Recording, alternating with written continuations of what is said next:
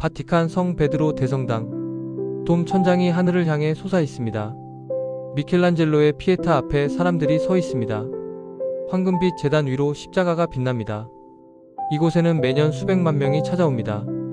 서울 명동성당, 뉴욕 브루클린의 작은 교회, 아프리카 시골 마을의 초가집 예배당. 형태는 다르지만 모두 같은 상징을 공유합니다. 십자가, 성경, 예배, 기독교입니다. 전 세계 24억 명이 믿는 종교, 인류 역사상 가장 많은 사람들에게 영향을 준 신앙체계. 하지만 잠깐 생각해 봅시다. 이것은 언제 시작되었을까요? 처음부터 이렇게 거대했을까요? 예수는 새로운 종교를 만들려고 했던 것일까요? 답은 놀랍습니다. 기독교는 처음부터 기독교가 아니었습니다. 그것은 하나의 유대교 분파였습니다. 한 사람의 가르침을 따르던 작은 공동체였습니다. 로마 제국이 박해하던 불법 집단이었습니다. 그렇다면 어떻게 이 작은 시작이 세계를 바꾼 종교가 되었을까요? 그 이야기는 기원후 1세기 지중해 동쪽 끝 작은 지역에서 시작됩니다. 팔레스타인, 로마의 지배를 받던 땅. 그곳에서 한 사람이 등장합니다. 기원전 63년, 로마 장군 폼페이우스가 예루살렘을 점령합니다. 유대 왕국은 사실상 끝났습니다. 이후 이 땅은 로마 제국의 속주가 되었습니다. 헤롯 대왕이 괴뢰 왕으로 통치했지만 실권은 로마 총독에게 있었습니다. 유대인들은 자신들의 땅에서 이방인의 법을 따라야 했습니다. 로마 신들의 신전이 세워졌습니다. 세금이 무거웠습니다. 저항하는 자는 십자가에 못 박혔습니다. 정치적 억압이 일상이었죠. 하지만 더 고통스러운 것은 정신적 억압이었습니다. 유대인들은 자신들이 하나님의 선택받은 백성이라고 믿었습니다. 아브라함, 모세, 다윗의 후손. 율법을 지키고 성전을 섬기고 안식일을 지키는 민족. 그런데 지금 그들은 이방 제국의 지배를 받고 있었습니다. 왜일까요? 종교 지도자들은 답을 찾으려 했습니다. 바리새인들은 율법을 더 철저히 지켜야 한다고 주장했습니다. 사두개인들은 로마와 타협하며 성전 체제를 유지하려 했습니다. 열심당원들은 무장 저항을 외쳤습니다. 에세네파는 광야로 들어가 순결을 지켰습니다. 하지만 민중들 사이에는 하나의 희망이 퍼지고 있었습니다. 메시아, 기름 부음 받은 자, 하나님이 보낼 구원자, 다윗의 후손으로 올 왕. 그가 나타나면 로마를 몰아내고 이스라엘을 회복하고 하나님의 나라를 세울 것이라는 믿음. 1세기 팔레스타인은 메시아 대망 사상으로 들끓었습니다. 여러 사람이 스스로를 메시아라 주장하며 등장했다가 사라졌습니다. 로마는 그들을 반란자로 처형했습니다. 그리고 그 시기에 갈릴리 지역 나사렛이라는 작은 마을에서 한 남자가 활동하기 시작합니다. 기원후 27년경, 예수라는 이름의 남자가 요단강에서 세례자 요한에게 세례를 받습니다.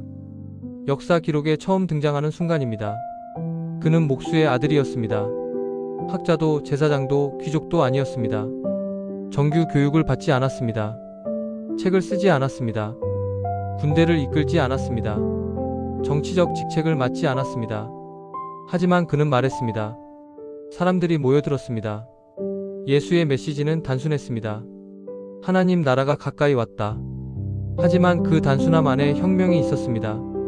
당시 유대 사회에서 하나님 나라는 미래에 올 메시아 왕국을 의미했습니다. 로마를 무너뜨리고 이스라엘을 회복하고 정의로운 왕이 다스리는 세상. 그런데 예수는 달랐습니다. 하나님 나라는 너희 안에 있다. 그가 말하는 하나님 나라는 정치적 혁명이 아니었습니다. 새로운 왕조가 아니었습니다. 그것은 내면의 변화였습니다. 관계의 회복이었습니다. 사랑의 실천이었습니다. 예수의 가르침은 기존 질서와 충돌했습니다. 그는 안식일에 병자를 고쳤습니다. 율법학자들은 분노했습니다. 그는 죄인, 세리, 창녀들과 함께 식사했습니다. 바리새인들은 경멸했습니다. 그는 성전에서 장사하는 자들을 내쫓았습니다. 제사장들은 위협을 느꼈습니다. 원수를 사랑하라. 7번씩 70번이라도 용서하라. 마음이 가난한 자가 복이 있다. 이 말들은 당시 유대 사회의 기준과 달랐습니다. 로마 제국의 권력 논리와 정반대였습니다. 예수는 힘이 아니라 사랑을, 복수가 아니라 용서를, 지배가 아니라 섬김을 말했습니다. 그렇다면 예수는 자신을 무엇이라고 생각했을까요? 이 질문에 대한 답은 복잡합니다. 복음서마다 조금씩 다르게 기록되어 있습니다. 역사학자들은 지금도 논쟁합니다. 예수는 스스로를 메시아라고 명확히 선언하지 않았습니다. 하지만 그의 행동과 말은 그가 특별한 권위를 가졌다고 믿었음을 보여줍니다. 그는 율법을 새롭게 해석했습니다. 옛사람에게 이르기를 그러나 나는 너희에게 이르노니, 이런 표현은 당시로서는 대담한 것이었습니다. 그는 하나님을 아버지 아바라고 불렀습니다. 친밀하고 개인적인 호칭이었습니다. 제자들은 그를 랍비, 선생님이라고 불렀습니다. 일부는 그를 메시아로 믿었습니다. 베드로가 당신은 그리스도입니다 라고 고백했을 때 예수는 부인하지 않았습니다. 하지만 중요한 것은 이것입니다. 예수는 새로운 종교를 만들려 하지 않았습니다. 그는 유대교 안에서 활동했습니다. 회당에서 가르쳤습니다. 유월절을 지켰습니다. 그는 율법을 폐하러 온 것이 아니라 완성하러 왔다고 말했습니다. 그가 꿈꾼 것은 종교 제도의 변화가 아니라 인간 마음의 변화였습니다. 기원 후 30년 예루살렘 유월절 기간이었습니다. 순례자들이 몰려들었습니다. 긴장이 높았습니다. 로마 총독 본디오 빌라도가 경비를 강화했습니다. 예수가 예루살렘에 들어왔습니다. 군중이 환호했습니다. 종려나무 가지를 흔들었습니다. 호산나. 일부는 그를 메시아로 믿었습니다. 하지만 일주일 후 그는 십자가에 달렸습니다. 유대 종교 지도자들은 그를 신성모독으로 고발했습니다. 로마 총독은 그를 반란자로 판결했습니다. 십자가형은 로마 제국이 정치범에게 내리는 가장 잔인한 처형 방식이었습니다. 예수는 죽었습니다. 제자들은 흩어졌습니다. 이야기는 끝난 것처럼 보였습니다. 기원 후 30년 봄, 예수의 제자들은 숨어 지냈습니다. 두려웠습니다. 자신들도 체포될까 걱정했습니다. 모든 것이 끝났다고 생각했습니다. 그들이 따르던 선생님은 죽었습니다. 하나님 나라는 오지 않았습니다. 로마는 여전히 그 자리에 있었습니다. 하지만 며칠 후 무언가가 일어났습니다. 복음서는 이렇게 기록합니다. 여인들이 무덤에 갔습니다. 무덤이 비어 있었습니다. 천사가 나타났습니다. 그가 살아나셨다. 제자들은 예수를 다시 보았다고 주장했습니다. 그가 죽은 자 가운데서 부활했다고 믿었습니다. 역사학자들은 이 사건을 다양하게 해석합니다. 하지만 부인할 수 없는 사실이 하나 있습니다. 무언가가 제자들을 변화시켰습니다. 두려움에 떨던 사람들이 담대해졌습니다. 흩어진 공동체가 다시 모였습니다. 죽은 줄 알았던 메시지가 다시 퍼지기 시작했습니다. 그들은 예루살렘으로 돌아왔습니다. 길거리에서 설교했습니다. 예수가 부활했다. 그가 메시아다. 하나님이 그를 일으키셨다. 사람들이 믿기 시작했습니다. 처음에는 몇십 명, 그 다음 몇백 명, 유대인들이었습니다. 그들은 여전히 성전에 다녔습니다. 율법을 지켰습니다. 하지만 그들에게는 하나의 새로운 믿음이 추가되었습니다. 예수가 메시아라는 믿음. 이들은 스스로를 길을 따르는 사람들이라고 불렀습니다. 아직 기독교라는 이름은 없었습니다. 그들은 유대교의 한분파였습니다. 초기 공동체는 독특했습니다. 그들은 재산을 공유했습니다. 가난한 자를 돌보았습니다. 함께 식사하며 예수를 기억했습니다. 빵을 떼고 포도주를 마시며 그의 죽음과 부활을 기념했습니다. 이것이 최초의 예배였습니다. 교회 건물도 조직도 교리도 없었습니다. 단지 사람들이 모여 이야기를 나누고 기도하고 서로를 돌보았습니다. 하지만 문제가 생기기 시작했습니다. 유대 종교 지도자들은 이들을 이단으로 보았습니다. 박해가 시작되었습니다. 스데반이라는 제자가 돌에 맞아 죽었습니다. 최초의 순교자였습니다. 박해는 오히려 확산을 가져왔습니다. 흩어진 제자들이 팔레스타인 곳곳으로 그리고 그 너머로 메시지를 퍼뜨렸습니다. 그리고 한 사람이 등장합니다. 이 운동의 방향을 완전히 바꿀 사람, 사울이라는 남자가 있었습니다. 그는 유대인이었습니다. 바리새파 출신, 율법의 열심이었습니다. 로마 시민권을 가진 지식인이었습니다. 그는 예수를 따르는 사람들을 박해했습니다. 이단이라고 믿었기 때문입니다. 기원 후 35년경 다마스쿠스로 가는 길, 사울에게 무언가가 일어났습니다. 복음서는 이렇게 기록합니다. 빛이 그를 비췄습니다. 예수의 음성을 들었습니다. 그는 눈이 멀었다가 다시 보게 되었습니다. 회심. 사울은 바울이 되었습니다. 박해자에서 전도자로 바뀌었습니다. 바울은 예수를 직접 만난 적이 없었습니다. 제자들과 함께 걷지도 않았습니다. 하지만 그는 이 운동을 가장 크게 확장시킨 인물이 되었습니다. 왜냐하면 그에게는 하나의 통찰이 있었기 때문입니다. 예수의 메시지는 유대인만을 위한 것이 아니다. 당시 초기 공동체는 논쟁 중이었습니다. 이방인도 받아들여야 하는가? 받아들인다면 그들도 할례를 받고 율법을 지켜야 하는가? 보수적인 제자들은 주장했습니다. 그렇다.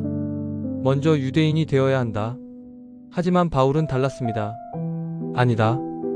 예수를 믿는 것으로 충분하다. 이것은 혁명이었습니다. 이 결정으로 인해 예수 운동은 유대교 분파에서 독립적인 종교로 변화하기 시작했습니다. 바울은 여행했습니다.